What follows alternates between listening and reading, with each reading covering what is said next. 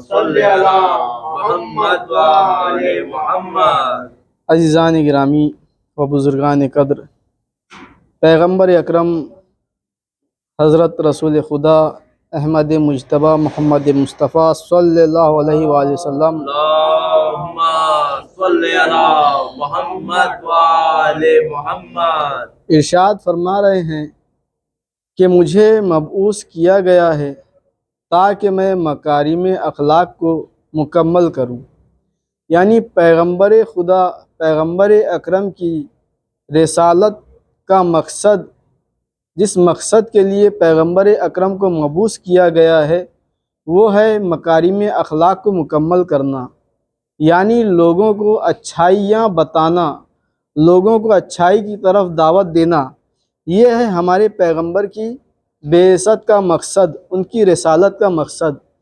تو جتنے بھی نبی اس دنیا میں آئے ہیں، 1,24,000 انبیاء جو اس دنیا میں آئے ہیں، جنہیں خداوند عالم نے بھیجا ہے، ان تمام نبیوں کا مقصد لوگوں کو ہدایت کی راہ پر چلنا سکھانا ہے، ہدایت کی راہ دکھانا ہے۔ یہ ہے انبیاء کا مقصد جو خداوند عالم چاہتا ہے۔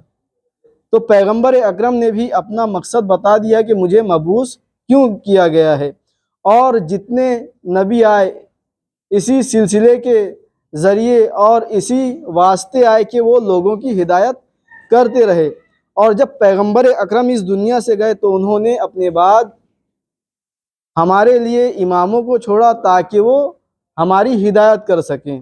اور عزیزان گرامی، انہی اماموں سے ہمارے پاس حدیثیں آئی ہیں جو ہماری رہنمائی کرتی ہیں۔ امام موسیٰ کاظم علیہ السلام ارشاد فرماتے ہیں، صلی علی محمد و آل محمد۔ اللہ کی نعمتوں کو یاد کرنا شکر نعمت ہے، اور ان کو بھلا دینا کفران نعمت ہے۔ پس اپنے پروردگار کی نعمتوں کو شکر کے ذریعے اپنے آپ سے جوڑے رکھو، اور اپنے مال اور دولت کو زکوٰۃ کے ذریعے سے محفوظ کرو۔ عزیزان گرامی، اللہ نے انسان کو بے پناہ صلوات پڑھیں محمد و آل محمد، صلی علی محمد و آل محمد۔ اللہم صلی علی محمد و آل محمد۔ اللہ نے انسان کو بے پناہ نعمتیں عطا کی ہے جن کا شمار کرنا انسان کے لیے ممکن نہیں، اور اس بات کی گواہی خود قرآن مجید دیتا ہے کہ قرآن مجید میں خداوند عالم ارشاد فرما رہا ہے، وَإِن تَعُدُّوا نِعْمَتَ اللَّهِ لَا تَحْصُوهَا إِنَّ اللَّهَ لَغَفُورٌ رَحِيمٌ۔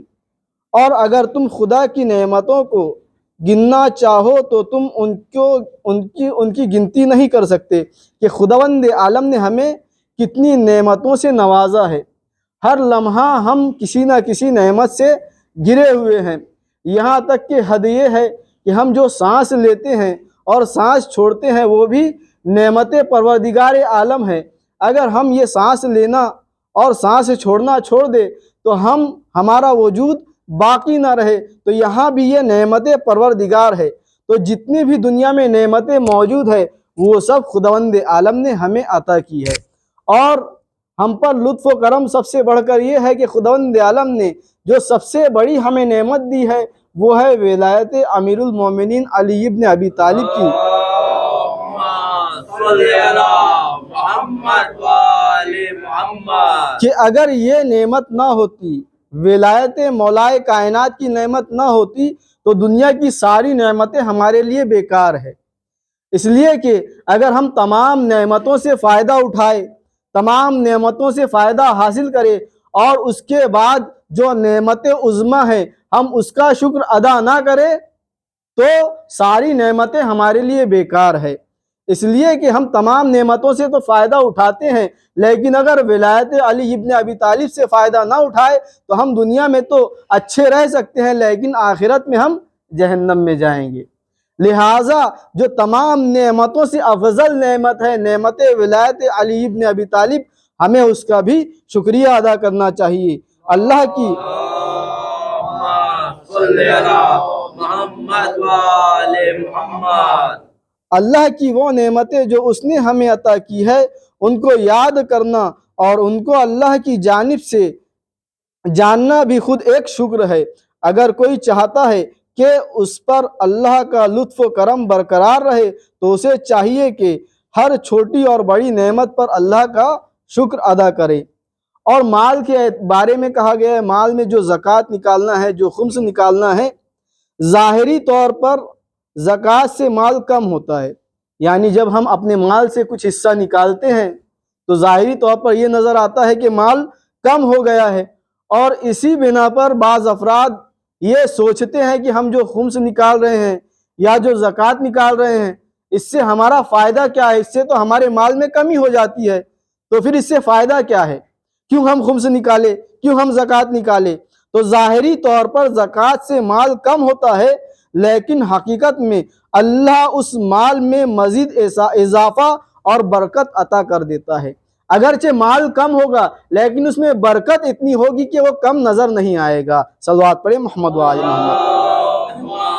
صلی اللہ محمد وآل محمد۔ جو خرچ کرنے کے باوجود بھی کم نہیں ہوگا۔ صلوات پڑھیں محمد وآل محمد۔ صلی اللہ محمد وآل محمد۔ ایک اور حدیث میں امام موسیٰ کاظم علیہ السلام ارشاد فرما رہے ہیں، تنہائی میں تم خدا سے حیا کرو جیسے تم آشکارا لوگوں سے حیا کرتے ہو۔ یعنی جس طرح سے انسان تنہائی میں آشکارا گناہ سے پرہیز کرتا ہے، گناہ نہیں کرتا، ویسے ہی امام فرما رہے ہیں تم تنہائی میں بھی گناہ سے بچو، گناہ سے پرہیز کرو۔ انسان کو گناہوں سے ہر حال میں اور ہر جگہ بچنا چاہیے، چاہے وہ تنہائی میں ہو یا سب کے سامنے، اس لیے کہ گناہ انسان کی دنیا کے ساتھ ساتھ آخرت کو بھی تباہ اور برباد کرتا ہے، اور گناہ کی وجہ سے انسان مستحق عذاب الہی ہوتا ہے۔ اکثر افراد مختلف وجوہات کی بنا پر لوگوں کے سامنے گناہ نہیں کرتے، یعنی لوگ دیکھ رہے ہیں لہٰذا وہ گناہ نہیں کرتے، کیونکہ وہ جانتے ہیں اور دیکھتے ہیں کہ لوگ انہیں دیکھ رہے ہیں، اس لیے کہ گناہ ایک ایسی چیز ہے جسے گناہ گار بھی برا سمجھتا ہے۔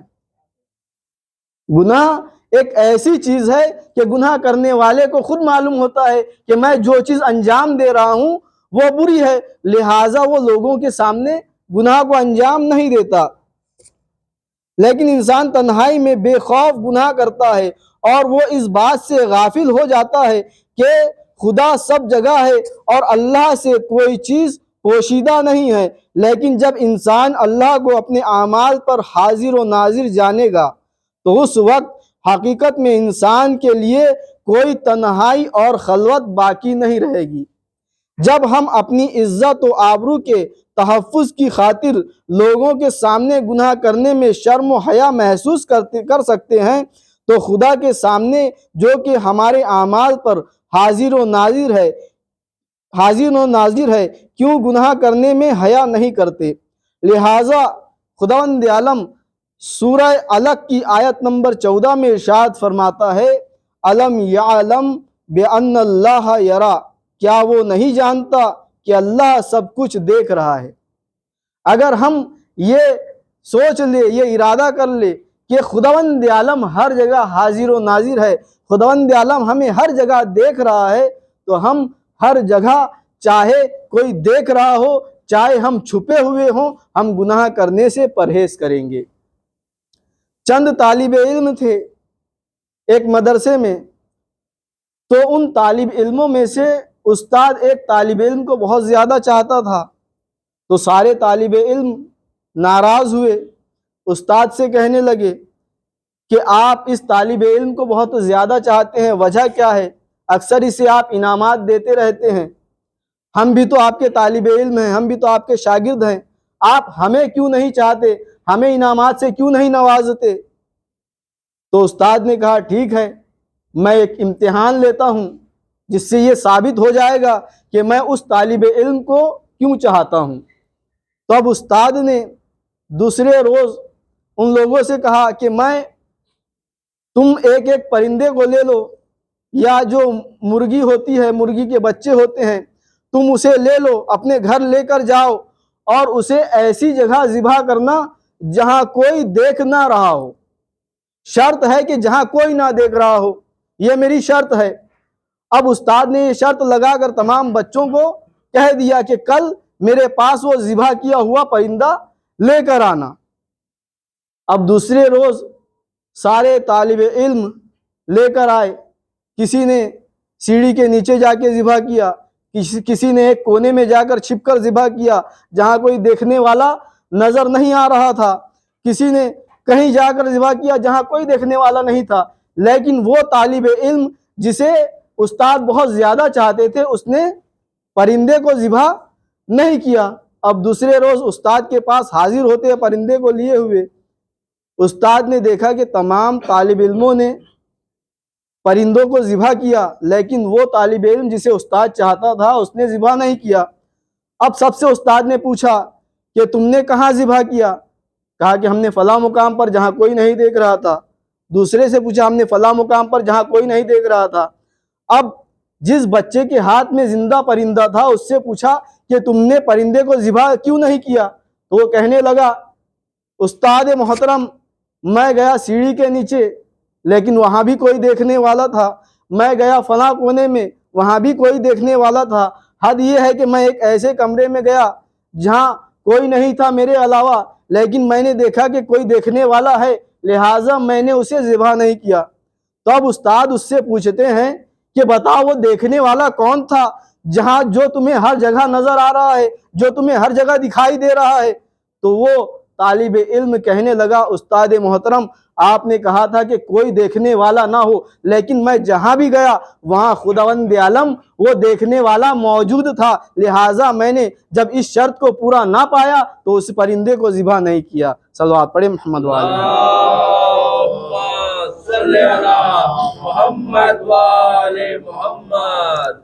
تو جب ہم ارادہ کر لیں، یہ جان لیں، یہ یقین کر لیں کہ خداوند عالم ہر جگہ موجود ہے، وہ ہمیں دیکھ رہا ہے، تو ہم گناہوں سے پرہیز کریں گے۔ اور حدیثوں میں وارد ہوا ہے کہ جو گناہ پر معصیت کرنے پر قادر ہو، معصیت کر سکتا ہو، گناہ کر سکتا ہو اور گناہ کو انجام نہ دے، اس کا درجہ شہید سے زیادہ ہے۔ یعنی ایک انسان راہ خدا میں جو شہید ہو جاتا ہے، اگر انسان معصیت پر قادر ہو کر، معصیت پر قدرت رکھ کر گناہ کو انجام نہ دے تو اسے شہید سے زیادہ درجہ ملتا ہے، شہید سے زیادہ ثواب ملتا ہے۔ اور کیوں؟ اس لیے کہ پیغمبر اکرم نے ارشاد فرمایا ہے کہ جہاد بن نفس زیادہ افضل ہے راہ خدا میں جہاد کرنے سے، میدان جنگ میں جہاد کرنے سے۔ جب مجاہدین جنگ سے واپس آئے، پیغمبر اکرم کے پاس آئے، تو پیغمبر اکرم نے کہا کہ ابھی تمہیں جہاد اکبر کرنا ہے، یہ تو تم جہاد اصغر کر کے آئے۔ جو لڑکے آئے تھے، جو زخموں سے چور تھے، وہ کہنے لگے، یا رسول اللہ، ہم زخموں سے چور ہیں، ہم نے اتنی زحمتیں سہی ہے، اس کے باوجود آپ کہہ رہے ہیں کہ ابھی جہاد اکبر کرنا ہے، وہ جہاد اکبر کیا ہے؟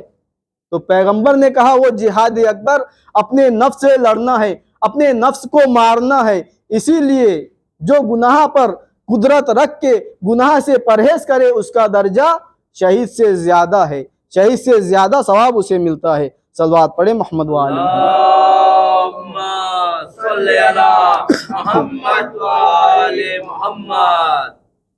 امام علی رضا علیہ السلام اللہم صلی علی محمد وآل محمد۔ ایک حدیث میں ارشاد فرما رہے ہیں، لالچ اور حسد سے بچو، کیونکہ ان دو نے سابقہ امتوں کو برباد کر دیا، اور بخل اور کنجوسی سے پرہیز کرو، بے شک بخل ایسی بیماری ہے جو کسی مومن اور آزاد انسان میں نہیں پائی جاتی، اس لیے کہ بخل خلاف ایمان ہے۔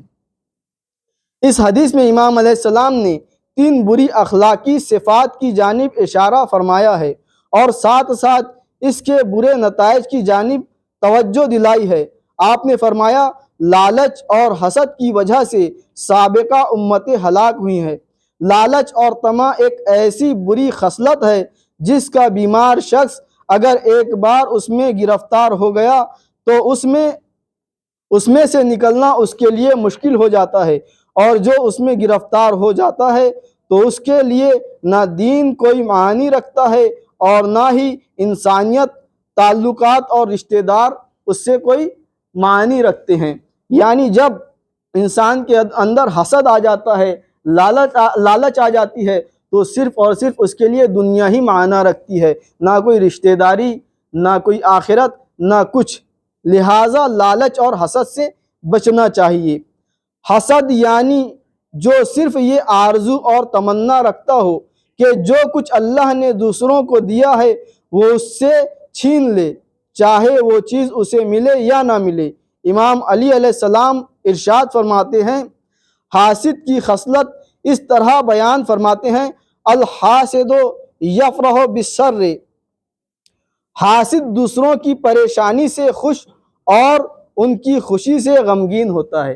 یہ حاسد کی پہچان ہے کہ جو چیز اس کے پاس نہیں ہوتی اس سے وہ جلتا ہے، اور جو چیز دوسروں کے پاس ہوتی ہے اس سے حسد کرتا ہے اور چاہتا ہے کہ وہ چیز اس کے پاس سے ختم ہو جائے، چھن جائے۔ یہ ہے حاسد کی پہچان۔ بخل اور کنجوسی ایک ایسی اخلاقی بیماری ہے جو انسان کو ایمان کے دائرے سے خارج کر دیتی ہے، اس لیے کہ بخل ایمان کے مخالف صفت ہے۔ یعنی جو حقیقت میں مومن ہوگا وہ بخیل نہیں ہوگا۔ بخل صرف مال اور دولت میں نہیں پایا جاتا۔ بہت سے افراد اچھا مشورہ دینے اور کسی کی رہنمائی کرنے میں بھی بخل سے کام لیتے ہیں، کسی کو تعلیم دینے میں بھی بخل کرتے ہیں۔ یعنی امام نے بتا دیا کہ بخل صرف مال اور دولت سے نہیں ہوتا۔ اگر آپ کے پاس اچھا مشورہ ہے، کوئی آپ کے پاس آ رہا ہے اچھے مشورے کے لیے، اور آپ نے دیکھا کہ میں اگر اسے اچھا مشورہ دے دوں تو یہ ترقی کر لے گا، مجھ سے بڑھ جائے گا، یہ انسان کے اندر لالچ ہے۔ اگر اس لالچ کی بنا پر وہ اسے مشورہ نہیں دے رہا ہے، بخل کر رہا ہے، تو یہ اس کی راہ میں ٹھیک نہیں ہے، یہ گناہ ہے۔ انسان کو اچھا مشورہ بھی دینا چاہیے، اچھا مشورہ دینے سے بخل نہیں کرنا چاہیے۔ اچھا مشورہ دے، اچھی رہنمائی کرے، اور اگر علم ہے تو دوسرے کے سامنے اسے علم بھی عطا کرے۔ صلوات پڑھیں محمد وآل محمد۔ اللہم صلی علی محمد وآل محمد۔ رسول اللہ صلی اللہ علیہ وآلہ وسلم اللہم صلی علی محمد وآل محمد۔ بچوں کے بارے میں ایک نصیحت فرما رہے ہیں کہ بچوں کے لیے جو دینی تعلیم کے لیے ضروری ہے، تو پیغمبر اکرم نے آخری زمانے کے بچوں کے لیے نصیحت کی ہے۔ جب آپ کی نظر کچھ بچوں پر پڑی تو آپ نے فرمایا، وائے ہو آخری زمانے کے بچوں پر۔ آخری زمانے کے بچوں پر پیغمبر اکرم وائے کر رہے ہیں ان کے والدین کی وجہ سے۔ عرض کی، یا رسول اللہ، آپ کی مراد وہ بچے ہیں کہ جن کے والدین مشرک ہیں؟